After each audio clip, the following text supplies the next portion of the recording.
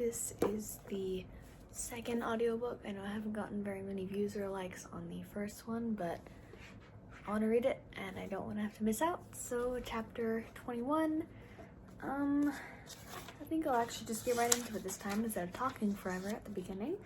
But chapter 21 of First Keeper of Lost Cities book, and go. A highly embellished version of the Great Cape destruction spread throughout the school faster than the white fires in her old city, and Sophie knew Keefe had everything to do with it. Even her mentors had heard about it. Sir Conley joked that they'd have to work their way up to bottling fire and elementalism, so she wouldn't burn down the school. Lady Anwen told her in multispecial studies that she hadn't laughed so hard in 324 years, and Sir Faxton had to cancel his metaphysics lecture because he snorted lushberry juice all over his clothes. Once again, Sophie could feel everybody watching her as she wandered the halls, except this time they wanted to know her. Kids invited her to sit with them during lunch. They introduced themselves during orientation, between classes. They complimented her eyes. Dex told her the next week that they were getting requests for brown eye drops at Slurps and Burps. He was in the process of trying to create them. Sophie didn't believe it. Overnight, she'd somehow become popular. Grady was relieved when she told him. The more she belonged to Foxfire, the harder it would be for Bronte to get her expelled. But she refused to take anything for granted. She still sat with Marilla during lunch. Dex joined them after his detention was over, and Jency slipped in a few days later. But he'd reached out to her on her first day, so he was allowed. Plus, her session was incredibly challenging. Her sessions were incredibly challenging. Lady Galvin didn't fail her, but she made her work on the opposite side of the room, which turned out to be a wise decision. Fires and explosions were a regular occurrence. Their problem was, Sophie didn't just have to learn them. Didn't just have to learn. She had to unlearn a lifetime of human knowledge where things like alkahest didn't exist. All the laws she learned in chemistry were wrong and tripped her up. She had the same problem with some of her other sessions. Levitating was supposed to be impossible. So was catching wind in jars and bottling rainbows. She constantly had to remind herself not to trust her instincts because they were all wrong. And even when she tried her hardest, she still messed things up. Which was why her telepathy session became the highlight of her week. Every skill came effortlessly, and she was amazed at the things she could do with her mind. Tirkin taught her how to shield her brain from unwanted human thoughts in the case that she was ever around humans again, and how to transmit her thoughts into someone else's mind. She even learned how to project mental images into special paper, like a psychic photograph. For the first time in her life, she didn't mind being a telepath. It was actually pretty cool, and no one could deny her talent. Even Bronte wouldn't be able to. Too bad she had to keep it a secret. It would be fun to shut Stina up whenever she teased Sophie about needing remedial studies. Stina hadn't manifested a special ability, so it would kill her to know that Sophie was a telepath, being trained by the greatest telepathy mentor ever. But she'd have to be patient. Stina would learn the truth eventually. Plus, she had other problems. Bianna avoided her like the plague, and Sophie had a strong suspicion that she was keeping Fitz away from her. 2 months had passed since he'd moved to Havenfield, and except for a couple waves across the hall, she hadn't seen or talked to him. She missed him more than she wanted to admit. The next week, Sophie finally saw Bianna waiting for the Leap Master with her snotty friend Maruka, another member of the I Hate Sophie Foster Club, and decided to try reaching out. Bianna spotted her in the line, leaping home before Sophie could reach her. The sigh Sophie let out sounded more like a growl. "What's wrong?" Dex asked, catching up with her. Bianna, I don't know what her problem is, but I'm really getting sick of it. She's just jealous. She used to be the prettiest girl in school. As soon as the words left his mouth, he turned bright red. Sophie knew her face had to be redder than his. Neither of them seemed to know what to say after that, so she waved goodbye and leaped back to Havenfield without another word.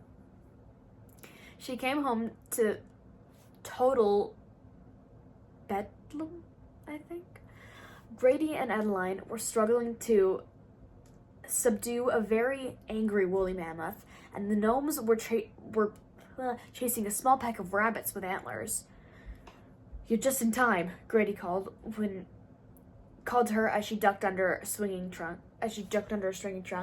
He pointed to a lump of trembling purple fur. "Can you get the vermilion in its pen?" Sure. Thanks," Grady said, boosting Adeline up on the mammoth's back. The huge hairy elephant trumpeted in protest. An earth-shaking squeal that left Sophie's ears ringing. Sophie crept toward the purple mound of fur, hoping the vermilion was as timid as it looked. A twig snapped under her foot. Hiss! The creature uncurled, revealing a giant rodent face with glassy black eyes, pointed fangs, and bulging cheeks. She always thought hamsters were pretty cute, but this Rottweiler-sized beast was Hamsterzilla, and it looked ready to trample her like a Japanese city. "Nice hamster vermilion thing," she cooed, trying to step away. "Snarl." Hamsterzilla was not impressed. "You have to make it chase you to the pen, Sophie," Adeline shouted as he tried to steer the mammoth by its furry ears. "How do I do that?" Grady dashed at Adeline. "Get it mad." "But what if it catches me?" "It won't," Adeline promised. "Better run really fast just in case," Grady added. Sophie knew that it would probably end up on the top 50 stupidest things she'd ever done, but she picked up the huge clod of mud and nailed the vermilion in the gut.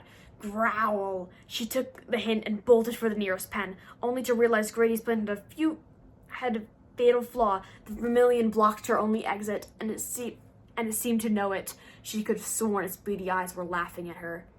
"A little help here," she called as the mutant hamster closed in. "On it!" The gnomes took over, helping Adeline, and Grady raced over to the yard, jumping on the vermilion and pinning it. The purple fur flew, and as the beast thrashed to escape, Grady grunted. "Okay, Sophie, I want you to put one hand on each of its cheeks and press as hard as you can." After a few tries and a lot of snarling, she managed to get her hands in the position and squeezed. The vermilion's jaw unlocked, and an assortment of dead furry things sprawled out all over the ground. "Ew," she whined. "I know," Grady agreed. "There's a pile of bags and some gloves. Can you go clean it up?" She stared at the mound of flesh and fur. "We can trade jobs," Grady offered. The vermilion growled again. Sophie sighed as she trudged to the shed, slipping on some oversized gloves, and made her way to the pile. "I am so taking a shower after this." She threw the dead squirrels and rats and things that she couldn't begin to identify into the heavy burlap sack. One moved in her hand, and she squealed, jumping back. "What?" "That thing isn't dead." "You'd better take it to Adeline, then see if there's anything she can do." Sophie stared at the quivering ball of black fur, afraid to touch it again. "My arms are getting pretty tired here, Sophie." "Snarl," the vermilion added. She steadied her nerves and threw the rest of the dead things in the sack. Then she picked up the live creature, trying not to shriek as it trembled in her hands. It was the size of her palm, with enormous green eyes, furry ears, and bat-like wings. His tiny chest heaved as he struggled to breathe. Sophie raced toward the shed. "Adeline, I need your help!" Adeline rushed to her side, wiping mammoth wool off of her tunic. Sophie held out the stricken creature. "Do you think you can save him?" Adeline's gentle fingers probed through the fur. "He has some deep scratches, and his leg looks broken, but we can try." Sophie followed Adeline into one of the stone outbuildings, beyond the shelves of carefully organized supplies that was set up like a veterinarian's office. Adeline laid the creature flat on its back on the sterile table, I think. Spread out its limbs and wings. She smeared a yellow salve on the wounds and set the leg and conjured up an eyedropper and a bottle of youth. She dripped a single drop of liquid into its furry lips. Sophie squeezed Adeline's arm as the tiny purple tongue popped out and licked the drop of water. Adeline stared at where Sophie's hand touched her, her eyes turning glassy. Sophie pulled away. Sorry. No, it's... She cleared her throat. Can you keep an eye on him while I help Grady finish up? Sure. She waited for Adeline to leave, then placed another drop on the creature's lips. Don't die, little guy, she whispered, watching his tongue pull the water into his mouth. 12 drops later, and his breathing was steady. He curled into a tiny ball. That's a good boy, Sophie cooed, stroking the fur along his back. He rewarded her with a shaky rumbling in his chest. She smiled, remembering Marty's crackly purr. How's the patient? Grady asked from the doorway. He stood next to Adeline, both of them watching Sophie with small smiles. I think he's doing better. He drank a bunch of water, and now he's sleeping. Adeline nodded. That's a great sign. Do you want to wash up and have some dinner? Can I bring him with me? I don't want to leave him alone. Grady nodded and grabbed a small cage from one of the shelves and filled it with dinosaur fluff from a nearby barrel before handing it to her. Good job, Sophie. You saved his life. She brought the cage inside, and after an incredibly hot, soapy shower, met Grady and Adeline downstairs for dinner. She kept the cage with her at the table to keep an eye on the creature. He rolled onto his back with his mouth open and his tongue hanging out. If it weren't for the chainsaw-esque snore that vibrating from the cage, she might have worried that he was dead. What is he? She asked with a mouthful of brat tail, a tuber that tasted like sausage. An imp, Grady grumbled. They're trouble. When I was a kid, one got in my treehouse. I've never seen such disaster. You want to keep him, don't you? Adeline guessed. Sophie shrugged. Maybe. Adeline smiled. You aren't seriously thinking about this, Etta. Have you been around an imp before? Please tell me you're not afraid of a 6-inch ball of fur, Adeline teased. You should have seen my treehouse. Plus, they bite. Did you know that? And their bites are venomous. It won't kill you, but it stings a lot. Sophie looked at the tiny snoring ball and tried to see the vicious monster Grady was describing. All she found was a cute little lump of fur, whose life she had saved. Grady, we tame dinosaurs and yetis. We can handle an imp, Adeline argued. Grady laughed. I can see him outnumbered here, but don't say I didn't warn you. Sophie and Adeline shared a smile. Then Adeline helped her bring the cage to her room. Sophie chose a table on the window so the tiny guy would have sunlight during the day, and crouched down to check on him. He was still conked out, snoring like a wood chipper. What do you want to name him? Adeline asked. Sophie blushed. I know it's silly, but I kind of like Iggy. Iggy the imp. I like it. She placed her hand on Sophie's shoulder and squeezed, and Sophie straightened. Sorry, do you mind? No, it's nice, Sophie whispered.